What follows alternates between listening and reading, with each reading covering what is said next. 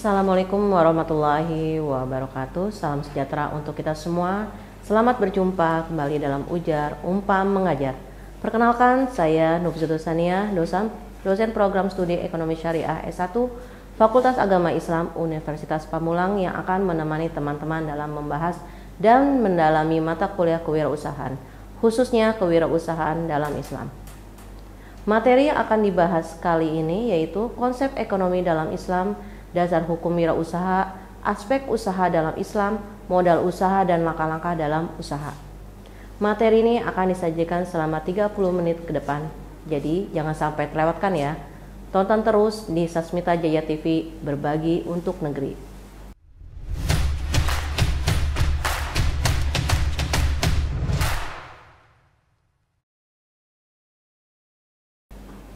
Teman-teman mahasiswa dimanapun berada, sudah sama-sama kita bagi seorang wirausaha syariah memahami konsep ekonomi dalam Islam, dasar hukum wirausaha, aspek usaha dalam Islam, modal usaha, langkah-langkah dalam usaha adalah suatu hal yang wajib dilakukan. Dalam hal ini, kita sebagai seorang wirausaha, tepatnya sebagai wirausaha syariah, harus mengerti betul mengenai cara berwirausaha yang baik dan benar. Oleh karena itu, pemahaman mengenai kewirausahaan dalam Islam harus difahami lebih rinci dari halal hingga yang haram. Bahasan materi pada pertemuan kali ini diharapkan mahasiswa dapat memahami mengenai konsep ekonomi dalam Islam, dasar hukum wirausaha, aspek usaha dalam Islam, modal usaha dan langkah-langkah dalam usaha sesuai dengan syariat Islam. Penasaran dengan materi kali ini? Mari kita mulai pembahasannya. Teman-teman mahasiswa, materi pertama pada pertemuan ini adalah konsep ekonomi dalam Islam.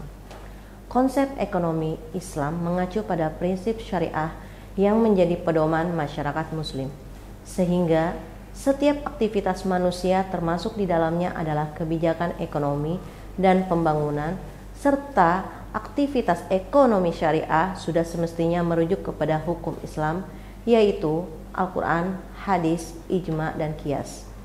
Setiap manusia mempunyai kebutuhan yang tidak terbatas dengan pemenuhan yang terbatas. Sifat dasar manusia sulit merasa puas sudah menjadi sifat dasar manusia. Hal ini mendorong setiap individu untuk terus berupaya memenuhi keinginannya, mulai dari kebutuhan primer maupun kebutuhan sekunder. Tingkat pendapatan mempengaruhi seseorang untuk memenuhi kebutuhan. Semakin tinggi pendapatan seseorang, maka semakin tak terbatas tingkat kebutuhan yang harus dipenuhi. Perdagangan internasional yang terus terjadi dalam periode tertentu akan mendorong kebutuhan baru dalam diri manusia. Pemenuhan kebutuhan harus selalu dilandasi oleh ajaran Islam yang berlaku atasnya, hukum dan syariat Islam. Mengembalikan semua keputusan kepada Allah Subhanahu wa Ta'ala, karena Allah selalu melihat dan mendengar prasangka hamba-hambanya, baik siang maupun malam, baik terang maupun gelap. Teman-teman mahasiswa, materi kedua pada pertemuan ini adalah dasar hukum wirausaha. Yang pertama, Al-Quran sebagai sumber utama.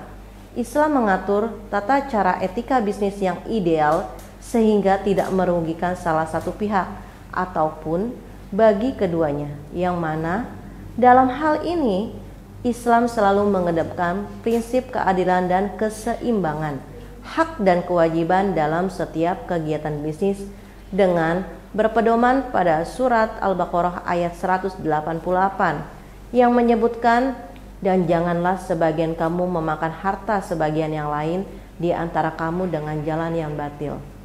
Yang kedua, menurut hadis sendiri merupakan penjabaran hukum, penjelas dan perumus kaidah baru. Rasulullah ditanya, usaha apa yang paling benar? Beliau menjawab, usaha seseorang dengan tangannya sendiri dan jual beli yang baik. Hadis Ahmad bin Hanbal. Yang ketiga adalah ijma. Ijma merupakan kesepakatan ulama yang tidak terdapat dalam Al-Quran dan hadis.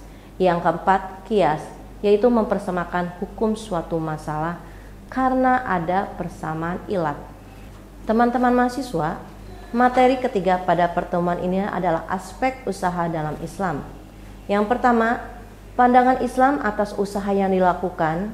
Bisnis dalam pandangan Islam merupakan keharusan bagi manusia dalam rangka untuk memenuhi kebutuhan hidupnya. Islam tidak melarang manusia untuk melakukan bisnis. Jauh daripada itu, Islam memberikan rambu-rambu atau prinsip-prinsip dalam berbisnis. Visibilitas usaha atau kelayakan usaha, pendanaan sumber daya, tenaga kerja, teknologi, perhitungan usaha, dan lainnya. Kelayakan usaha merupakan laporan sistematis penelitian dengan menggunakan analisis ilmiah mengenai layak diterima atau tidak layak ditolak usulan suatu usaha bisnis yang halal menurut pandangan syariah Islam dalam rangka rencana investasi perusahaan. Pendanaan syariah adalah metode pengumpulan dana yang mematuhi hukum-hukum syariah Islam. Ini berarti bahwa segala bentuk pendanaan harus bebas dari unsur riba atau bunga, goror, ketidakpastian, dan maisir perjudian. Prinsip utama pendanaan syariah adalah keadilan, transparansi, dan kemitraan yang saling menguntungkan antara pemberi dana dan penerima dana. Prinsip dasar pendanaan syariah yaitu keadilan. Setiap transaksi harus adil dan tidak merugikan salah satu pihak. Transparansi, semua informasi terkait transaksi harus jelas dan dapat diakses oleh semua pihak yang terlibat. Kemitraan, hubungan antara pemberi dan penerima dana bersifat kemitraan, bukan hubungan kreditur dan debitur. Sumber daya insani yang harus dimiliki seorang wirausaha harus membentuk manusia yang berakhlakul karimah atau berakhlak mulia, yang senantiasa menyembah Allah, yang menebarkan rahmat bagi alam semesta dan bertakwa kepada Allah. Sumber daya alam, pemanfaatan sumber daya alam harus dilakukan secara wajar dan tidak boleh berlebihan yang bisa menyebabkan kerusakan. Sebagaimana firman Allah Subhanahu wa taala di dalam surat Al-A'raf ayat 31 yang berbunyi, "Hai keturunan Adam, pakailah pakaianmu yang indah setiap memasuki masjid. Makan serta minumlah dan janganlah berlebih-lebihan. Sesungguhnya Allah tidak menyukai orang-orang yang berlebih-lebihan." Surat Al-A'raf ayat 31. Tindakan berlebihan dalam segala hal cenderung melanggar aturan yang benar dengan menghalalkan segala cara. Di berbagai belahan negeri ini banyak dilakukan penambangan hutan tanpa disiapkan sebelumnya tanaman penggantinya. Penangkapan berbagai jenis satwa dengan berbagai spesies secara besar-besaran mengakhiri proses populasi. Penangkapan ikan dengan bahan peledak membuat seluruh ikan mati, dan banyak contoh lainnya. Pemanfaatan sumber daya alam dengan cara keserakahan itulah telah menimbulkan banyak kerusakan tanpa mempertimbangkan kelestarian alam di masa depan untuk generasi mendatang. Teknologi, Islam sangat mendukung umatnya untuk menemukan dan mengembangkan ilmu pengetahuan dan teknologi. Dalam hal ini, pengembangan iptek, umat Islam dapat mempelajarinya dari orang-orang non-muslim. Di samping juga dapat mengembangkan iptek dari spirit ajaran sendiri. Perhitungan usaha, Syekh Muhammad bin Shaleh Al-Utsaimin berkata, keuntungan itu tidak dibatasi. Boleh saja diambil keuntungan 10%, 20%, 25%, atau tak terhingga, asalkan tidak ada pengelabuan dalam jual belinya. Besarnya keuntungan di sini dibolehkan selama tidak ada goban atau pengelabuan. Kewajiban sosial atas usaha yang dijalankan, CSR, zakat, dan lainnya, dalam Al-Quran sendiri, tanggung jawab sosial merupakan salah satu bentuk kegiatan dalam rangka mempererat sekaligus sebagai perekat persatuan dan persaudaraan umat. termasuk tanggung jawab sosial di bidang ekonomi. Dengan demikian, CSR dalam bisnis Islam adalah tanggung jawab pelaku bisnis sebagai wakil dari perusahaan kepada Allah Subhanahu wa taala dengan tujuan untuk memperoleh keuntungan dunia serta keuntungan akhirat, sehingga pelaksanaan CSR dapat bernilai ibadah dan mendapatkan pahala. Teman-teman mahasiswa, materi keempat pada pertemuan ini adalah modal usaha. Cara mendapatkan modal usaha bisnis tanpa melanggar syariah yang bisa Anda lakukan dalam mengelola usaha atau bisnis adalah modal dari aset pribadi. Langkah pertama adalah mencari barang tak terpakai atau kurang optimal dalam penggunaan yang bisa dijual, seperti kendaraan, properti, perhiasan, atau koleksi barang yang mahal. Cara ini sebenarnya paling aman karena tidak ada kewajiban untuk melunasi hutang dan resiko bisa ditanggung sendiri.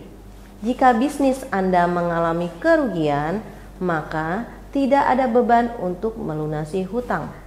Dapat juga dengan mengoptimalkan penggunaan barang-barang tersebut, seperti mobil untuk membuka bazar daripada menyewa ruko, menggunakan handphone untuk mempromosikan bisnis daripada membayar iklan yang mahal, atau menggunakan garasi rumah untuk menjadi kantor daripada menyewa kantor yang berharga tinggi.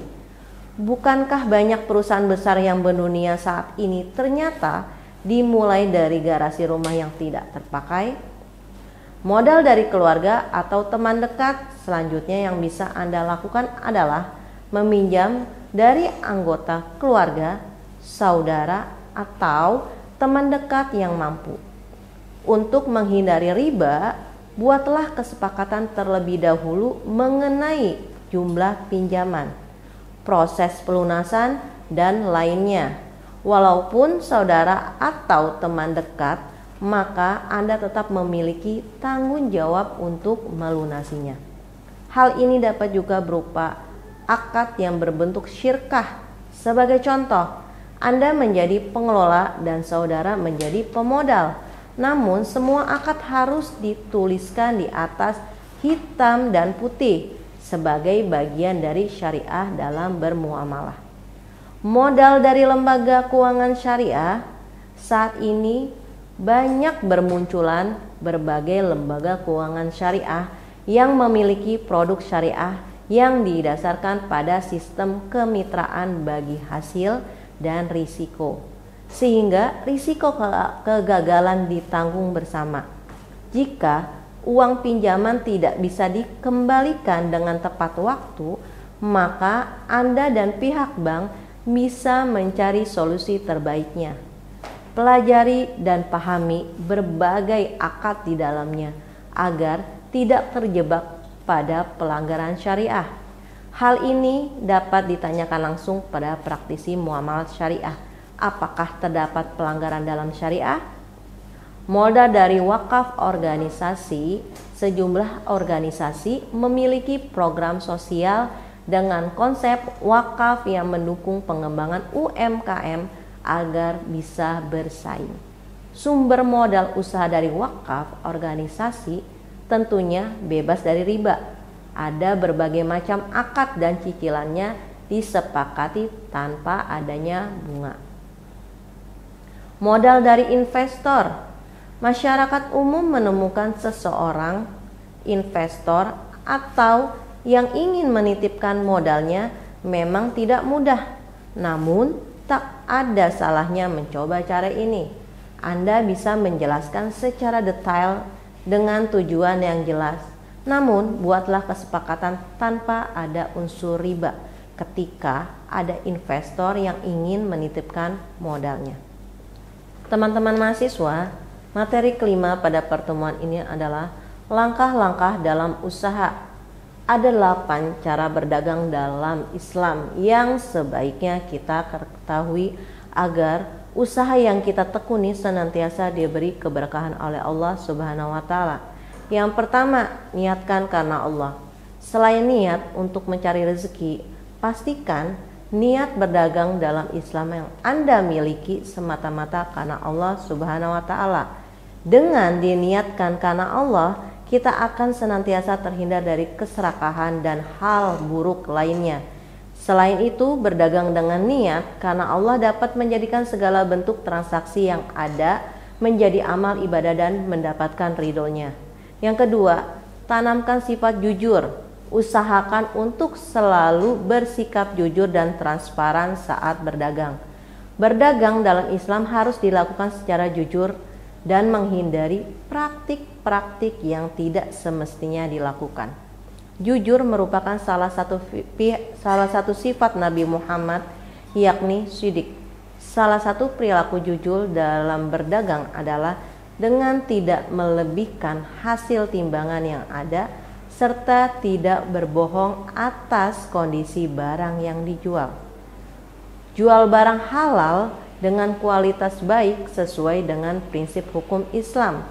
Hindari bentuk transaksi yang diharamkan seperti riba, judi, dan sebagainya. Pastikan untuk tidak menjual barang cacat atau rusak. Sebaliknya, juallah barang berkualitas agar pembeli merasa senang dan Anda pun diuntungkan dari setiap transaksi yang ada. Yang keempat, ambillah keuntungan sewajarnya. Sudah bukan rahasia umum lagi jika salah satu tujuan berjualan adalah untuk mendulang keuntungan. Meskipun demikian, ambillah keuntungan yang ada secara wajar agar hasil jualan Anda menjadi berkah.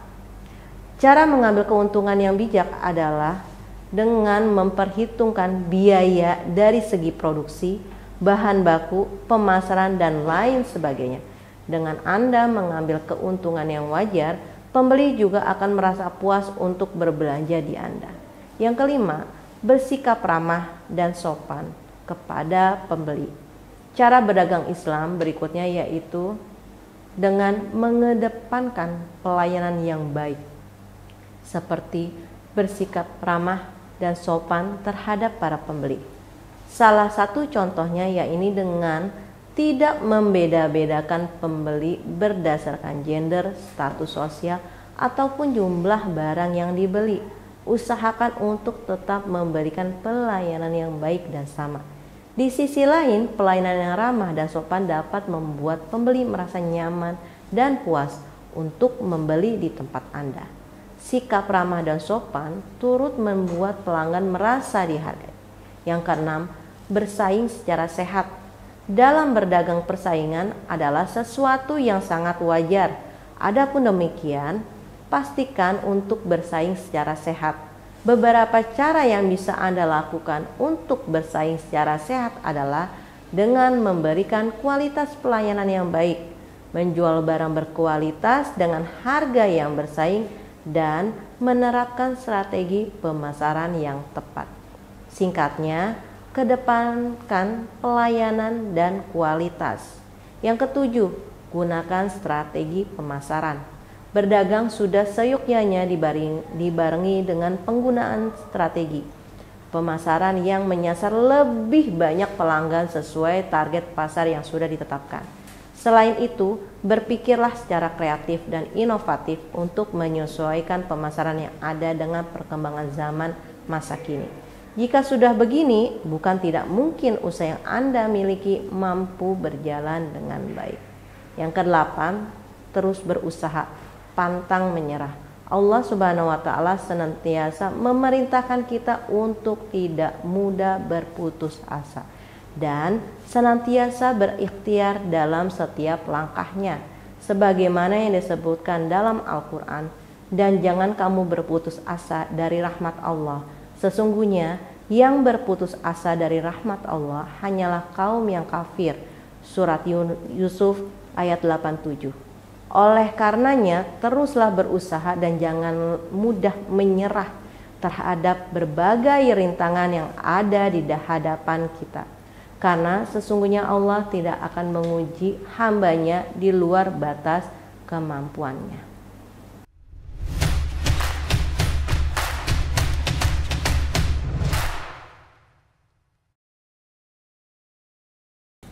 Memulai dengan bismillah, tekad yang kuat, dan keyakinan yang tinggi.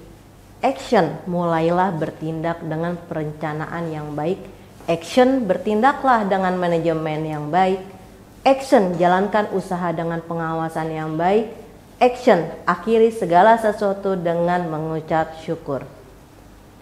Teman-teman semua, berdasarkan kepada hasil diskusi kita hari ini, maka dapat kita tarik kesimpulannya itu dengan menjadi wirausaha yang sesuai syariat Islam, artinya kita taat pada perintah Allah Subhanahu wa Ta'ala dalam Islam, bekerja bukan hanya sekedar mencari sesuap nasi dan memenuhi kebutuhan hidup di dunia, namun lebih dari itu bekerja memiliki nilai ibadah.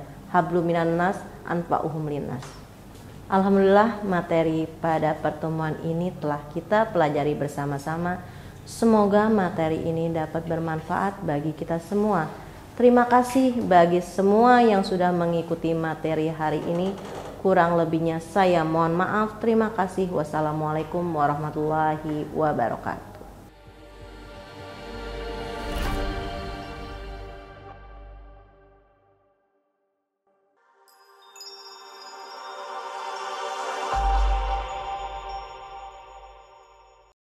Namaku Aira. Aku berasal dari keluarga yang kurang mampu. Namun, aku ingin kuliah. Aku ingin bekerja menjadi pegawai bank yang penghasilannya lumayan. Waktu itu selesai mengurus kebun orang tuaku, aku mendapat informasi dari temanku tentang prodi ekonomi syariah yang ada di Universitas Pamulang. Tanpa pikir panjang, aku bergegas menuju Universitas Pamulang dengan penuh semangat. Karena aku juga mendapat informasi dari temanku kalau di sana biayanya murah dan juga bebas uang gedung. Sesampainya di sana, aku langsung menuju tempat pendaftaran dan ternyata benar, biaya kuliah di sini murah karena dapat diangsur 200.000 per angsuran. Terlebih lagi, aku dibuat terkesima karena biaya yang semurah ini, tapi sudah dapat fasilitas yang sangat mewah. Aku sangat bersyukur akhirnya bisa kuliah dan meraih cita-citaku.